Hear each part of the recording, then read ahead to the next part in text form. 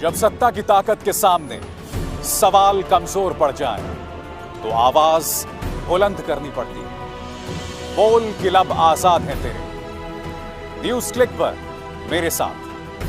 बोल के लब आजाद है तेरे, बोल ज़बां अब तक तेरी है। आप में और हम में से कोई पुलवामा को नहीं भूला जब हमारे 40 जवान मौत के घाट उतार दिए गए थे। सीआरपीएफ के 40 जवान। आपको यह तस्वीर याद है? उनके पार्थिव शरीर को दिल्ली मंगवाया गया था, जहां प्रधानमंत्री नरेंद्र मोदी ने अपनी श्रद्धांजलि दी थी। बस 1 या 2 महीने में चुनावी प्रक्रिया जो है वो शुरू हो रही थी। मगर इस बार जब चीन के साथ संघर्ष में LAC पर हमारे 20 जवानों ने शहादत को अपने गले लगा लिया, क्या आपने देखा कि उनके पार्थिव शरीर को दिल्ली मंगवाया गया हो और मोदी सरकार के किसी मंत्री ने श्रद्धांजलि दी हो दिल्ली के अंदर? क्या यह सवाल उठना जरूरी नहीं है? बात यहां नहीं रुकती। आपके स्क्रीन पर यह भारतीय जनता पार्टी के अध्यक्ष जेपी नड्डा क्या कह रहे हैं कि चीन में जो भारतीय सैनिकों की शहादत हुई है उसके संदर्भ में हमने अपनी वर्चुअल चुनावी रैली को 2 दिन के लिए स्थगित कर दिया है। 2 दिन? इतनी बड़ी कुर्बानी नड्डा साहब? पहले तो मुझे यह बात समझ नहीं आई कि कोरोना संकट के बीचों बीच जिससे देश जूझ रहा है और वो संकट अभी थमा नहीं है, बद से बदतर होता जा रहा है, उसी वक्त आपने ये चुनावी रैलियों का सिलसिला शुरू कर दिया। ये तमाम चीजें नहीं होनी चाहिए थी, क्योंकि देखिए कोरोना संकट सामने है और अब तो चीन को लेकर पूरा देश दुखी है। चीन को लेकर, हमारे सैनिकों की शहादत को लेकर पूरा देश दुखी है। हमें पूरा विश्वास है कि उन 20 सैनिकों की शहादत जो ही है उनके साथ इंसाफ होगा, न्याय होगा।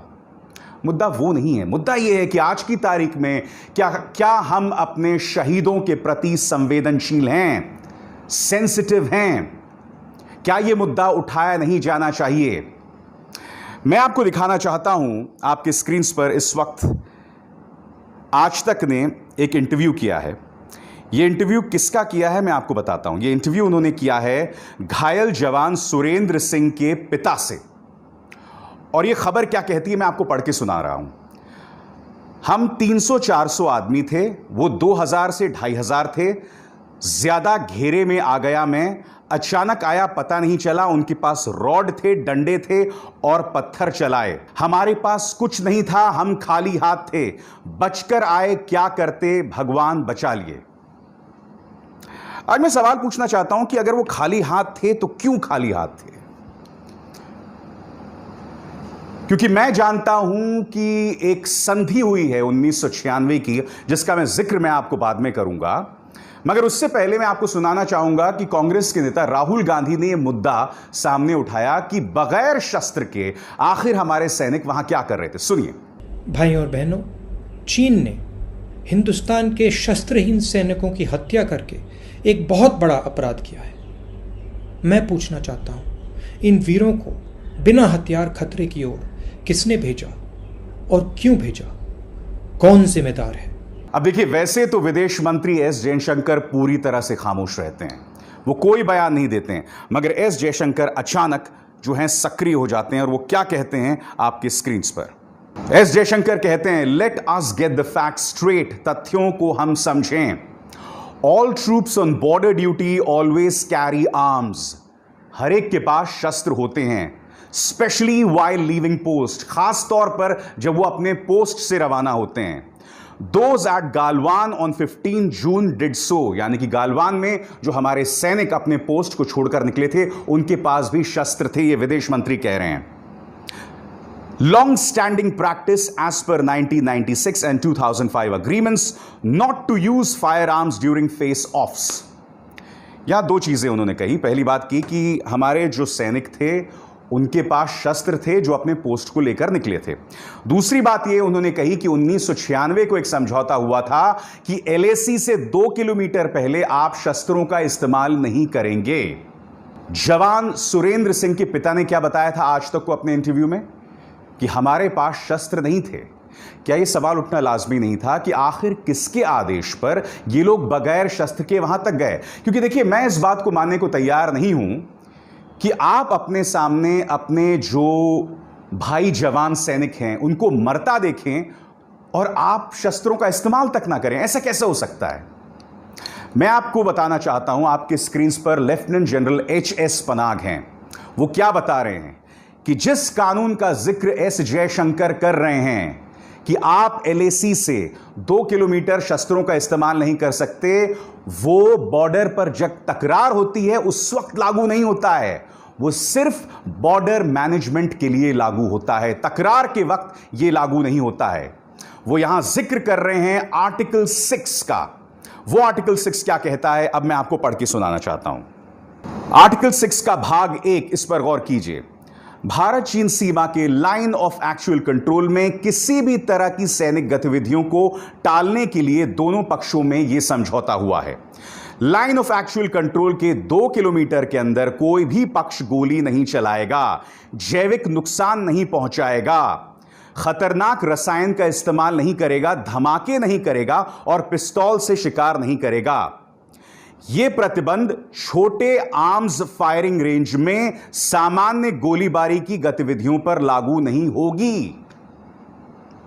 यानी कि साफ तौर पर लिखा हुआ है कि साहब, यह बात तो तय है कि एक समझौता था 1996 का, मगर जैसा कि लेफ्टिनेंट जनरल एच.एस. पनाग बता रहे हैं, यह सामान्य हालात के लिए, जब तकरार होती है तब यह हालात लागू नहीं होते हैं, तब आप आर्म्स ले जाएंगे। देखिए, मैं सरकार को कटघरे में खड़ा करने के लिए नहीं कह रहा हूं। मैं जो आपके सामने तथ्य रख रहा हूं वो 2 आधार पर। पहली बात, एक डेकोरेटेड आर्मी ऑफिसर, यह शख्स लेफ्टिनेंट जनरल एच.एस. पनाग कह रहा है यह बात। दूसरी बात, हमारे अपने जवान जो वहां थे उनके परिवार ने आज तक को जो इंटरव्यू दिया है उसके आधार पर मैं आपके सामने बात रख रहा हूं। आप बताइए ना, क्या गलत है? और मैं क्यों उठा रहा हूं? देखिए, यह वो वक्त है जब हम अपने सैनिकों के साथ, हम अपने शहीदों के परिवारों के साथ पारदर्शिता बरतें। इसमें क्या गलत है अगर मैं ऐसी ख्वाहिश रखता हूं? यह देशद्रोह तो नहीं है ना? एक न्यूज चैनल की एंकर हैं, उन्होंने हाल ही में कह दिया था कि आईटीबीपी को हटाकर जब भारतीय सेना ने वहां पर आ गई और बावजूद इसके चीन ने जमीन हड़प ली, तो सवाल तो सेना पर उठेगा। सरकार पेट्रोलिंग नहीं करती, सेना पेट्रोलिंग करती है। अब हम वो दिन देख रहे हैं जहां हम अपनी सेना पर सवाल उठा रहे हैं, हमारे न्यूज चैनल्स हमारी सेना पर सवाल उठा रहे हैं। क्या यह वाजिब है? क्योंकि मुझे ऐसा लगता है कि चाहे विपक्ष हो चाहे सत्ता पक्ष हो, इन्हें राजनीति से दूर रहना चाहिए, राजनीति से बिल्कुल दूर रहना चाहिए। न्यूज चैनल्स को भी जिम्मेदारी भरा रवैये का परिचय देना चाहिए। और अगर आज की तारीख में यह मांग कर रहा हूं तो क्या कुछ गलत कर रहा हूं? क्या यह सवाल उठना लाजमी नहीं है? मगर हो क्या रहा है वो अपने आप में बहुत चिंतित है। अब मैं आपको सिलसिलेवार तरीके से एक एक मिसाल पेश करना चाहूंगा। आपकी स्क्रीन पर यह खबर ऑल्ट न्यूज की, क्या आप जानते हैं इसमें खबर में क्या कहा गया है? इस खबर में यह कहा गया है कि टाइम्स नाउ के ये जो 2 एंकर्स हैं जिन्हें आप स्क्रीन पर देख रहे हैं इस खबर के जरिए, उन्होंने यह बतलाया कि किस तरह से भारत ने चीनी सैनिकों को मार दिया और उन्होंने बाकायदा पूरी लिस्ट पढ़ के सुनाई। अब इसमें खास बात यह है कि उन्होंने जिस लिस्ट को पढ़ा वो दरअसल व्हाट्सएप पर सर्कुलेट हो रहा था। वो सच नहीं था, व्हाट्सएप पे सर्कुलेट हो रहा था। और इसमें 2 सूत्रों की बात की गई थी, पहला ग्लोबल टाइम्स, दूसरा chinanews.com। और ग्लोबल टाइम्स ने भी इस खबर को कहीं पर भी प्रसारित नहीं किया, क्योंकि आप जानते हैं चाइना जो है पूरी तरह से, उसे जिस तरह का नुकसान हुआ है उस पर पूरी तरह से अंकुश लगाए हुए वो खबरें सामने नहीं आ रही है। नुकसान उनको भी हुआ है, मगर वो खबर पढ़ने के बाद न्यूज चैनल अंत में क्या कहता है, सिर्फ 2 मिनट के अंदर वो अपनी खबर से पलट गए। क्या कहा कि हो सकता है ये खबर झूठी हो। मुझे समझ नहीं आता कि आप लोगों ने किस तरह का मजाक जो है वो बना दिया है सैनिकों की शहादत के नाम पर। भारत और चीन में जिस तरह का संघर्ष चल रहा है उसके नाम पर। बात यहां नहीं रुकती। इनसे मिली रामदास अठावले साहब हैं, बहुत ही जैसे कहते हैं ना दिलचस्प सांसद हैं। वो क्या कह रहे हैं कि अब हमें चाइनीज फूड का बहिष्कार करना चाहिए। आप जानते हैं कि भारत में जो इस वक्त ढेरों चाइनीज रेस्टोरेंट चलते हैं, ठेलों पर जो चाउमीन और मोमोज बेचा जाता है, उसे चलाने वाले हमारे अपने भारतीय हैं। उसे चलाने वाले हमारे अपने पूर्वोत्तर से जो लोग आते हैं वो लोग हैं। आप अगर चाइनीज खाने पर बंद कर देंगे तो नुकसान चीन को नहीं होने वाला है, नुकसान हमारे देश को होने वाला है। और वैसे भी जो चाइनीज आप यहां खाते हैं भारत में, उसका जो चीन में चाइनीज फूड मिलता है उससे कोई नाता नहीं है। हमारे यहां है इंडियन चाइनीज फूड, उसका कोई नाता नहीं है चाइनीज फूड से। तो उस पर आप प्रतिबंध लगाएंगे तो उससे चाइना को कोई नुकसान नहीं होने वाला है। अब ये वीडियो देखिए, ये गुजरात का है और यहां आप देखिए लोग जो हैं एक एलईडी को, एक टीवी को ऊपर से फेंकते हैं और फिर उसे तोड़ने लगते हैं। आप जानते हैं कि ये मेड इन चाइना है, मान लिया, मगर इस टीवी को आपने खरीदा, यानी कि वो पैसा तो चला गया चीन को, तो चीन को इससे कैसे नुकसान हुआ बताइए। और अब एक और वीडियो दिखाता हूं। ये लोग संभवतः बीजेपी के कार्यकर्ता हैं और ये लोग निकले हैं चीन का बहिष्कार करने। इनकी बात सुनिए, पहले मैं आपको बताना चाहता हूं, पहले इनका वीडियो सुनिए। ये हम लोग चाइना का विरोध कर रहे हैं। चाइना में जो घटना हुआ लद्दाख में, उसका विरोध में हम लोग ये रैली निकले हैं। और चाइना का जो प्रधानमंत्री है किम जोंग, उसका हम लोग पुतला जलाएंगे और लोगों से आवेदन करते हैं कि चाइना का प्रोडक्ट यूज ना करें। तो सुना आपने, किम जोंग, चीन के प्रधानमंत्री किम जोंग उन, वो हैं उत्तर कोरिया के शासक। उनका कोई लेना देना नहीं है चीन के साथ। जिस शख्स को आपको टारगेट करना चाहिए उनका नाम है शी जिनपिंग। कौन शी जिनपिंग? जो भारत आए थे, प्रधानमंत्री नरेंद्र मोदी के साथ थे। तो जो मैं आपको बतलाने की कोशिश कर रहा हूं कि आप जाइए, आप प्रदर्शन कीजिए, मगर तथ्यों के साथ। बात यहां नहीं रखती। स्वदेशी जागरण मंच के ये नेता हैं, भारतीय जनता पार्टी से जुड़े हुए हैं, अश्विनी महाजन। वो अपने इस ट्वीट में बता रहे हैं कि किस तरह से हमें साथ मिला है, किसका? हमें साथ मिला है अमेरिकी राष्ट्रपति डोनाल्ड ट्रंप का। और ये ट्वीट क्या बतलाता है? Now it's time to stand against the China, just boycott China products and stand for your army. यानी कि अश्विनी महाजन ने उस बयान को रीट्वीट किया है जो कथित तौर पर अमेरिकी राष्ट्रपति डोनाल्ड ट्रंप ने कहा।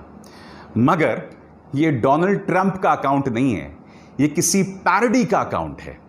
जी हां, पैरोडी, यानी कि एक मजाक में बनाया हुआ एक ट्विटर अकाउंट। और स्वदेशी जागरण मंच के नेता इसे रीट्वीट कर रहे हैं। बात यहां नहीं रुकती। ये तमाम चीजें आपको अटपटी नहीं लगती? ये तमाम चीजों के जरिए हम करने की कोशिश क्या कर रहे हैं? मगर जैसे मैंने कहा, बात यहां नहीं रुकती, इस चीज पर भी गौर कीजिए। ये कोई केशुराज हैं, उन्होंने क्या ट्वीट किया है? इसमें दो तस्वीरें हैं, एक तरफ प्रधानमंत्री नरेंद्र मोदी की तस्वीर और दूसरी तरफ एक महिला है, एक भली महिला है, उनकी तस्वीर जो हाथ जोड़कर खड़ी हैं। वो क्या कह रहे हैं? Watching Narendra Modi ji live, he asked everyone to stand for our jawans for 2 minutes and look what happened. I don't know why this made me emotional because mom is not well at all. She can't even stand properly nowadays and this. यानी केशुराज जी क्या कह रहे हैं कि मेरी मां इतनी भावुक हो गई कि प्रधानमंत्री के अपील पर वो खड़ी हो गई। बहुत अच्छी बात है, मगर दिलचस्प बात यह कि जो बात केशुराज ने कही वही बात आप देख रहे हैं आशीष पांड्या ने कही। यानी कि आशीष पांड्या की मां की शक्ल भी बिल्कुल केशुराज जी की मां की शक्ल से मिलती है और हूबहू वही भाषा। क्या भाषा है? Watching Narendra Modi ji live, he asked everyone to stand up for our jawans for 2 minutes and look what happened. I don't know why this made me emotional because mom is not well at all. She can't even stand properly nowadays. वही बात, वही चीज। अब आगे देखिए प्रेरणा जी। प्रेरणा जी भी ने वही ट्वीट किया, वही माता जी, वही प्रधानमंत्री की शक्ल। मोहन सिंह है कोई, उन्होंने भी वही ट्वीट किया, वही माता जी। यानी कि सैनिकों की शहादत के मुद्दे पर भी संस्कारी आईटी सेल यहां पर भी खेल कर रहा है। अब यह तस्वीर देखिए जो आपकी स्क्रीन पर है। भारतीय जनता पार्टी के आईटी सेल का जो मुखिया अमित मालवीय इसके जरिए बताने की कोशिश कर रहा है कि 2008 में राहुल गांधी और उनकी बहन प्रियंका गांधी चाइना गए थे और चीन में जाकर उन्होंने मुलाकात की थी। यह खबर सरासर झूठ है। 2017 की यह तस्वीर है जिसमें ताज में एक डिनर का आयोजन किया था और इस डिनर में भारतीय जनता पार्टी के नेता सुरेश प्रभु भी गए थे। तो हर चीज पर झूठ बोलना, हर चीज पर सियासत करना, यह कहां तक सही है? हमें समझना पड़ेगा। देखिए, इन तमाम खबरों से नुकसान किसी और का नहीं होता है, नुकसान सच का होता है। और अफसोस की बात यह है कि पूरा मीडिया जो है वो कहीं ना कहीं इसमें शामिल है, प्रचार तंत्र इसमें शामिल है। मुझे नहीं लगता कि इससे पहले कभी ऐसा हुआ है जब हम किसी संकट का सामना कर रहे हों और नैतिक तौर पर, मानसिक तौर पर देश का इस कदर पतन हुआ हो। कोरोना संकट में हमें उस संकट के सामना करना चाहिए था, सरकार की कमियों पर उनसे सवाल करना चाहिए था, मगर हम क्या कर रहे थे? हम उस वक्त भी तबलीगी जमात के बहाने मुसलमानों को टारगेट कर रहे थे, या हमने उस मुद्दे पर भी बहुत ही गंदी और घटिया सियासत की थी। इस वक्त भी जब चीन को लेकर संकट चल रहा है तो सरकार की तरफ से जवाबदेही कुछ नहीं है। मतलब जिन चीजों को लेकर, जिनका सीधा ताल्लुक हमारे सैनिकों, हमारे शहीदों की अस्मिता के साथ है, उसको लेकर किसी तरह की कोई जवाबदेही नहीं। और अगर मैं इस तरह के मुद्दे उठाऊं या कुछ पत्रकार उस तरह के मुद्दे उठाएं, ये लेफ्टिनेंट जनरल H.S. पनाग जैसे डेकोरेटेड आर्मी ऑफिसर्स ये मुद्दा उठाएं, तो वो कोई बहुत बड़ी भूल, बहुत बड़ी गलती कर देते हैं। आप उन्हें देशद्रोही तक करार दे देंगे। क्या यह वाजिब है? सोचिएगा। बोल के लब आजाद है तेरे में बस इतना ही। मेरी आप सबसे अपील कि इस कार्यक्रम को ज्यादा से ज्यादा शेयर करें और न्यूज क्लिक को ना सिर्फ सब्सक्राइब करें बल्कि उस बेल आइकन को भी जरूर दबाएं, ताकि जैसे ही मैं कोई शो करूं सीधे आपके फोन्स तक पहुंच जाए। नमस्कार।